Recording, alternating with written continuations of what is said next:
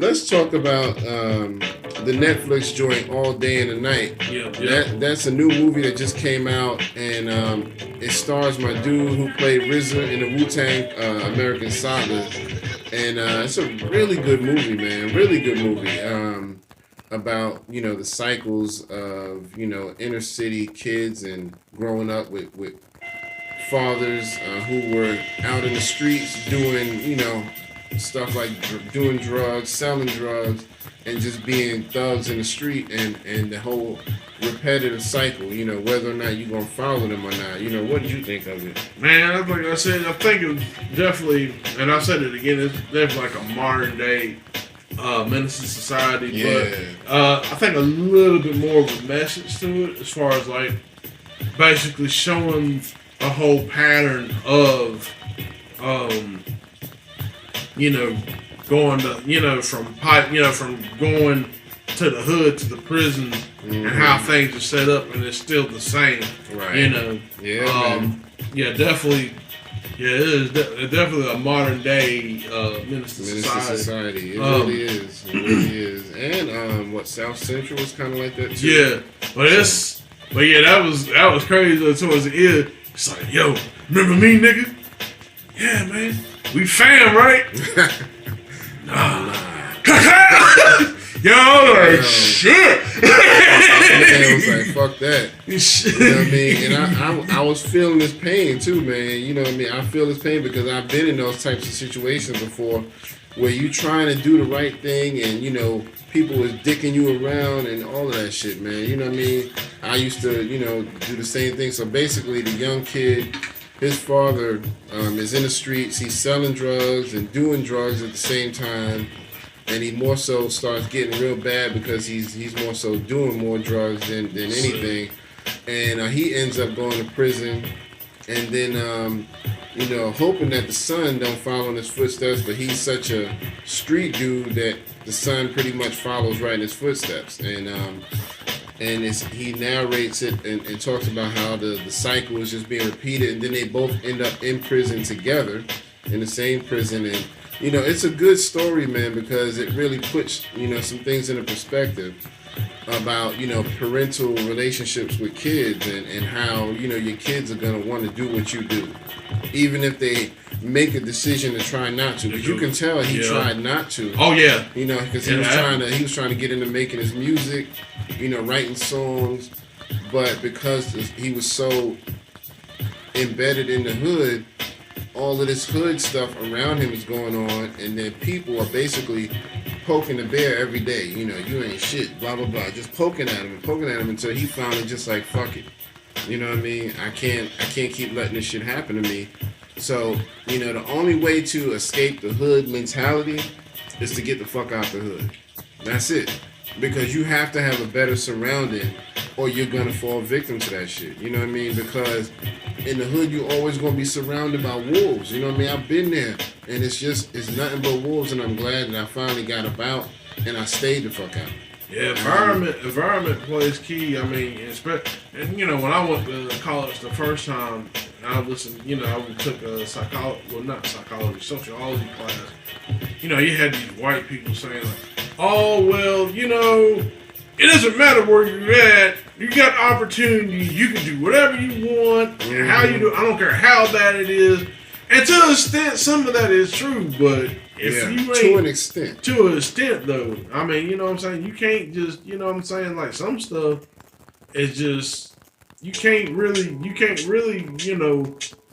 who you're around and all that stuff, that affects you. Yeah. If you stay with, there's the old saying, like, my folks used to say, like, if you mess with trash will get in your eye. Yeah. And basically, that's just what that is, man. It's crazy, man. Mm-hmm. It really is. It really is. I mean, like you said, when you grow up, whatever your parents are into is going to directly influence you, especially the same-sex parents. So girls are more influenced by their mothers and boys are more influenced by their fathers. So if you see your father constantly being a drug addict and not maintaining their life, just losing it over drugs, even though you may look at it like it's crazy, it's a good chance you might fuck around and try that shit. Mm-hmm. Because as a kid you can't help but look up to your parents, and sometimes just to be close to them, you'll try to do what they do in an effort to be close to them. So, even if it's unconscious, you know what I mean? You might do it subconsciously. So it's really sad, you know what I mean? Whatever that is, you know what I mean? I'm glad that my father wasn't into, no street life. He was a straight up dude and he worked his ass off, you know what I mean? It did put a strain on our relationship because we really didn't have one. Because he was like a workaholic. My dad was so driven, he was just like, fuck this, I don't care if I'm never home. I'm going to make sure these bills is paid and I'm going to make sure they ain't got to go without, blah, blah, blah, that kind of thing. So, we didn't have that let's go out and play catch type of deal, but at least I did learn what hard work was like. Yeah. And not to be out here bullshitting and always, playing that I don't feel like going to work today. You know what I mean? That really instilled in me to be a hard worker, so I appreciate that, even though he wasn't perfect, but I did learn something from him. Oh, no doubt. But yeah, definitely a good movie. I definitely like the end of it where he says, "Yeah, I might be in prison, but you're not my prisoner." That's definitely like a powerful statement and mindset. So yeah, man. And he, you can tell he was just trying to, keep his head above water and not get involved with the prison mentality and all of that. So. It didn't have a completely happy ending or anything because, he still went to prison, but you could tell that his mind was still focused on, I'm not going to stay in this environment. You know what I mean? I'm going to do my thing and I'm going to get out of here and I'm going to make a difference. So it's a really good movie. Please go check it out. It's on Netflix. It's called All Day and a Night. So, all right, let's move on to another topic real quick. Let's talk about, let's talk about the Breonna Taylor thing real quick. Okay. Yeah. I was happy to hear that, because basically the cops ran in her home and basically shot up the place and she got killed. Her boyfriend at the time did not get killed, but he ended up getting arrested for shooting at the police. And it's so funny because it's the same thing as the Ahmaud Arbery thing. We're trying to defend ourselves, but we look like the bad guy for defending ourselves. You know what I mean? So he went to jail, but the good news is, from what I heard, he did get out of jail. Yeah. So I really want to clap that up, man. You good. Probably shouldn't have done that. But yeah, it's all good, man. Everybody know the intention, but yeah, so, I'm really glad to hear that. And rest in peace to Breonna Taylor because nobody deserves to die like that.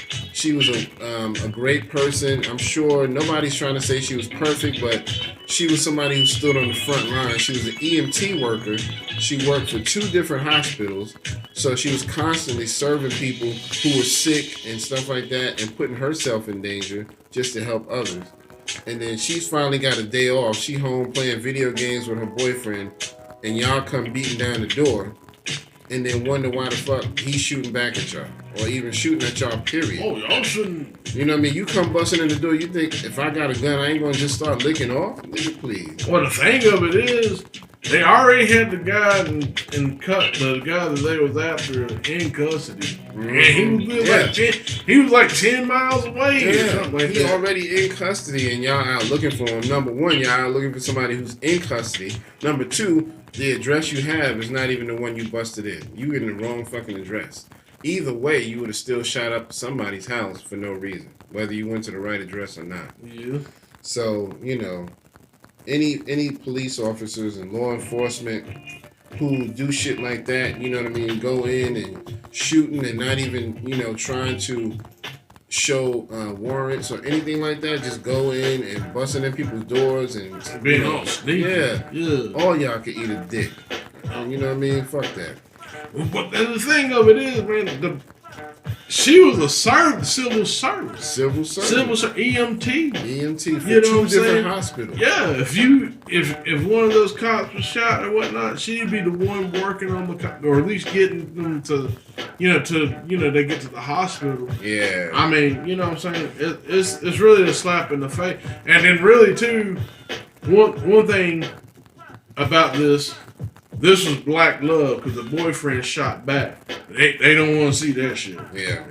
They don't want to see that. And then another thing is going to show you these policemen are getting out of hand. Yeah. If you remember a couple, years back,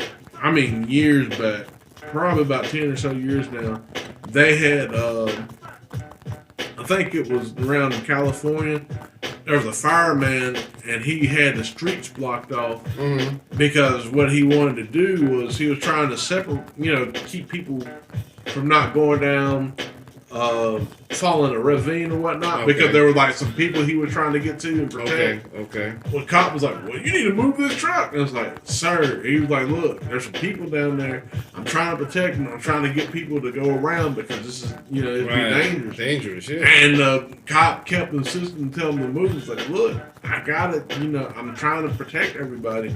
So the cop arrests the fire guy. This was a couple years ago. Ridiculous. Yeah, man. Cops is out of control, dude. It ain't just a black thing. They trying to make it just a black thing, but truthfully, it's all across the board thing. And I think I remember, and there was another time I'm not gonna say around the same time, but probably a couple years later, there was a girl, I think it was a white woman in Texas, something like that.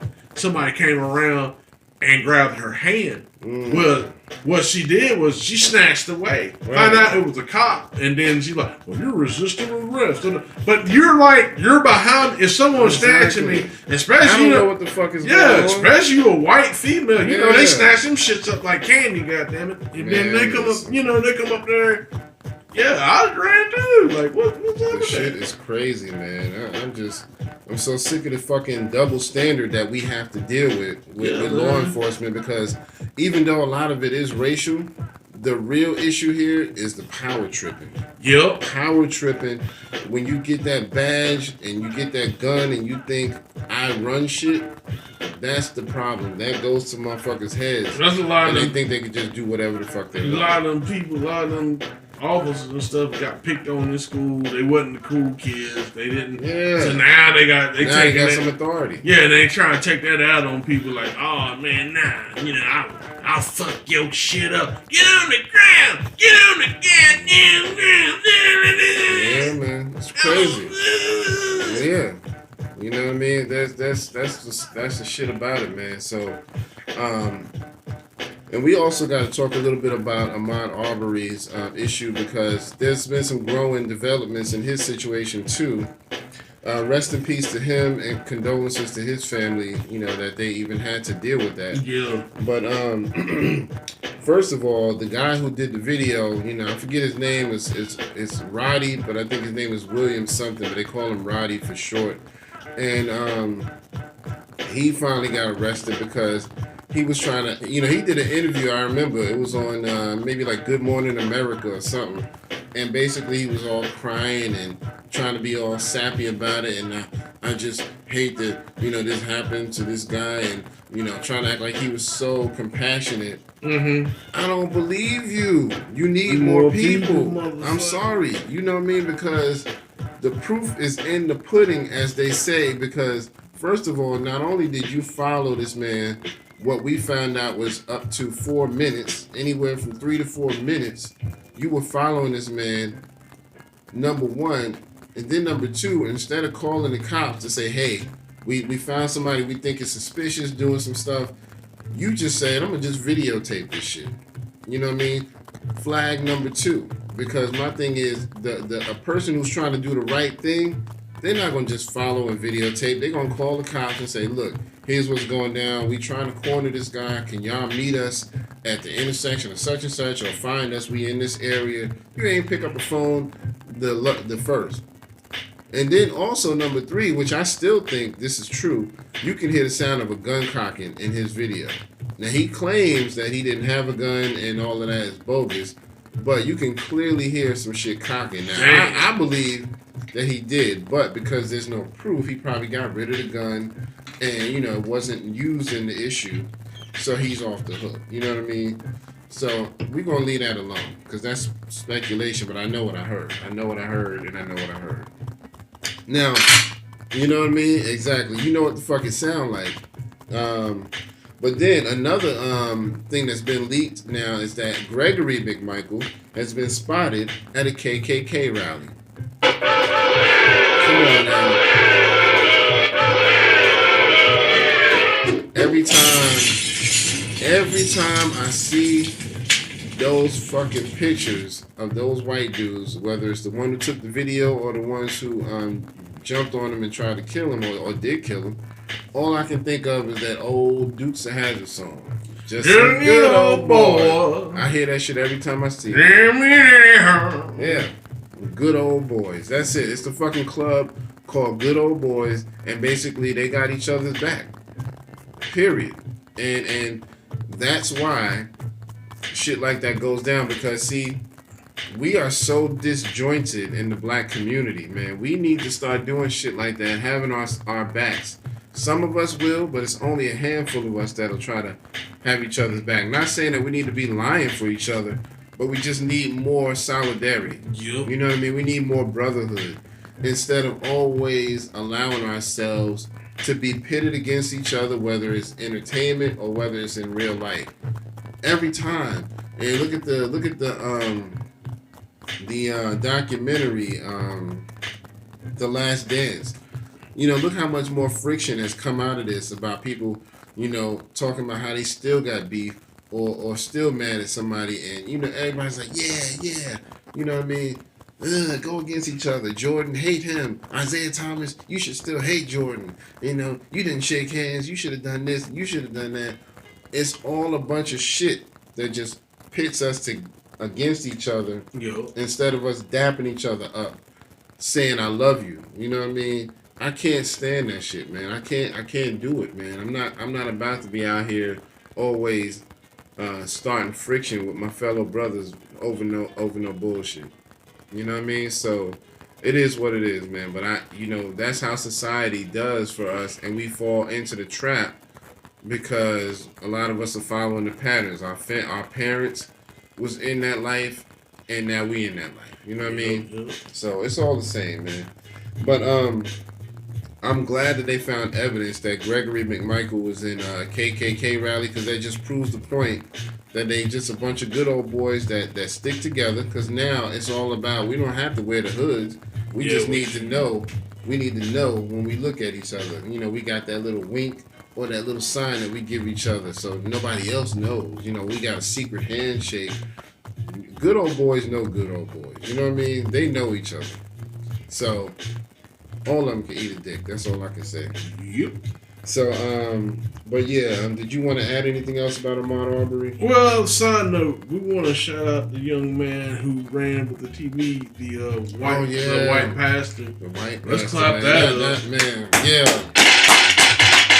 And like I said, you off camera, I'm really glad. I don't know how they're going to frame this or anything. I don't know the gentleman's background or anything like that. But I am glad to see that this is a Christian. Yeah. Not only just a Christian, a white Christian. A white Christian and a man in leadership. That's very important. In a position of leadership, and a white person and a Christian at that. So he got three things that's helping this situation. And you know, he was in an interview with Roland Martin, and he said that a lot of white people just don't realize the severity of what's going on. And, you know, for the most part, that may be true. And that's what's really a shame, because so many people just turn a blind eye, you know, to these situations with black people. Because they just, I don't want to get involved. I don't want to deal with it. You know, so a lot of them they allow themselves to stay oblivious on purpose. It's in a lot of situations on purpose. And that's why they say ignorance is bliss, because what you don't know can't hurt you. Because that's the thing about it. Like, you know what I'm saying? The Christian community has really been eerily quiet when it comes, with the exception of a few. Yeah. You go back to, you know, Jamal Bryant? He marched with Louis Farrakhan, when the Mike Brown and stuff happened. Mm-hmm. And then what tripped me out is like you had some of those bougie Negroes that came up. Well, you shouldn't have done that. You should have got with us to show. But it's like no. We got a common enemy. Black people are dying. Yeah. Our young black people are dying in these streets. Yeah, and I mean, we need to come together. We'll deal with that, and I think that's the thing. I think a lot of us get so conditioned with the religion, no matter where you at, that you forget that no matter where you at, especially in America, you black first. They don't give a fuck about your religion and shit. I don't care what they say. You black first. They don't gonna be like, oh, you believe in Christ like I do, or oh, you worship Muhammad like I do. No, they don't. Oh, you a nigga. Yeah, fuck you. You black first before anything. Yeah, that's right. That's all they see. That's right. That's the first identifier. I mean, and what was so funny? This guy we're talking about, the pastor. I forget his name, but basically he took and ran through a neighborhood because he lives in the deep south, and so he was like, all right, I'm gonna test the theory. Somebody told him, okay, let's see what happens if you do this. I want you to run through a neighborhood, and wear some street clothes, and carry a TV over your shoulder so it look like you might be running because you stole it. And that's what he did. And yet nobody said nothing to him. If anything, they were showing people actually saying hi to him. Hey, how you doing? Yeah, look nice. And then he was like, okay, I'm going to try it a different way. He put on like a baseball hat, turned it backwards so he could look a little more ethnic. He was like, yeah, let me try to run through the streets like this. Still nothing. Nothing. And so he was like, he learned just how, real this thing was because nobody suspected him of anything. Ahmaud Arbery had nothing in his hand. Nothing at all. And this pastor, this white gentleman, said that he had even went into some abandoned houses before, just like Ahmaud Arbery. And he said what ended up happening, the owner found him in there, busted him in there, and then just started showing him around. Yeah, hey, come on, let me show you around. You got caught. Uh-oh. Well, let me show you the stairs. Right. But then Ahmaud Arbery is, you got video of Ahmaud Arbery going into this house, doing nothing but looking around, not stealing anything. And there's even, the homeowner even said other people had done it as well. And he had made no big issue about it. You know what I mean? Because he gets notified when somebody goes on the property. And so he could see it on camera and stuff like that. So he didn't make a big stink about it. You know what I mean? Although nobody has the right to just be going on his property, but it is open. It was left open. A lot of construction sites are just left open. So sometimes people get curious. They get nosy. They just want to know what's going on in there. Nobody's in there. Let me just walk in there. And he went in there a few times and took a look around. He never stole anything. He just went back on about his business. Like, all right, I've seen some stuff. Let me go back to my little routine, running through the neighborhood, getting some exercise. And here y'all come. Up. He took something. I'm sorry, he didn't take anything. He's black. No. You know what I mean? And they cocked the guns. And then, you think we supposed to believe this is not some good old boy bullshit? Come on, man. I don't feel like hearing that shit. But, so yeah, man, I'm just glad it's making some improvements in that case. And we're going to see how it turn out. I think that if they get jail time, it just won't be very long. Oh, that's the sad part about it. We can look forward to them not getting much jail time. They'll give them a slap on the wrist. Yeah, you gotta face a whopping 6 months in jail. You know what I mean? Some shit like that. Yep. And mark my words, come back to this video after they got tried. If they get something like 6 months, man, listen, you gonna see some rage. But anyways, so our Instagram is about to cut off, so we're gonna keep y'all. Shout out to Instagram. Thank y'all for checking us out. Don't forget, smash that like button. Follow, get your friends to follow if they like hip hop. Spread the word. Share this out with anybody you can. We appreciate y'all checking us out every week. So, and a couple more real quick things that I want to just go through. Yeah, because I knew that was about to happen.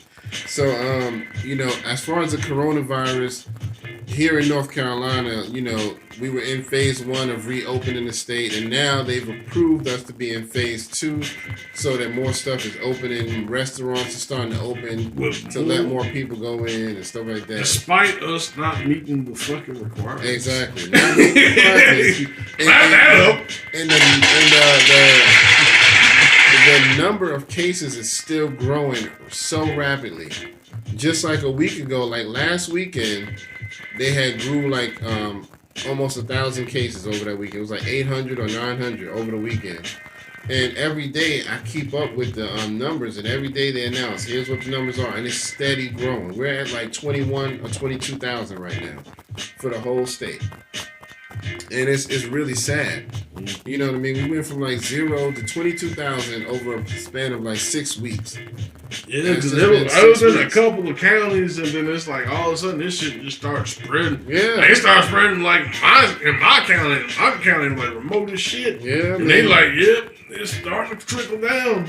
But yet they, you know what they're trying to do? They're trying to make everybody happy because so many people are. Oh, you're making me feel like a slave if I gotta stay in the house. I don't want to stay in the house. I hate my kids.